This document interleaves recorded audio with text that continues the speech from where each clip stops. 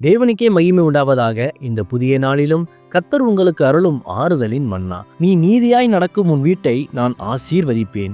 எல்லா குறைவுகளும் மாறி என் தெய்வீக சமாதானமும் செழிப்பும் உன் வீட்டில் தங்கும். நீதிமொழிகள் 3:33.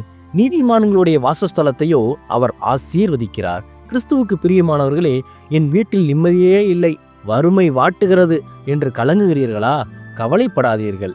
உங்கள் வீட்டின் அழகு அதன் அழகிய நவீன கட்டுமானத்திலும் அழகிய வண்ணப்பூச்சிலும் இல்லை, அதில் வாழும் உங்களின் நீதியிலும் அதனால் உங்கள் இல்லத்தில் இன்னொரு நபராக இயேசு இருப்பதிலும் தான் இருக்கிறது.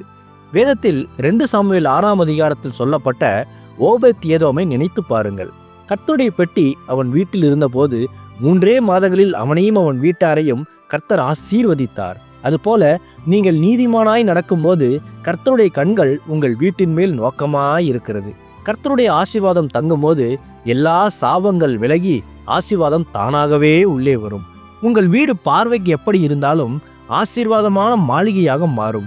எலியாவின் காலத்தில் விதவையின் வீட்டில் அற்பமாக இருந்த மாவும் எண்ணெயும் பெருகியது போல உங்கள் குறைவுகளும் நிறைகளாக மாறும். கர்த்தர் உங்கள் எல்லைகளை பெரிதாக்கி உங்கள் சந்ததியை ஆசீர்வதிப்பது உறுதி.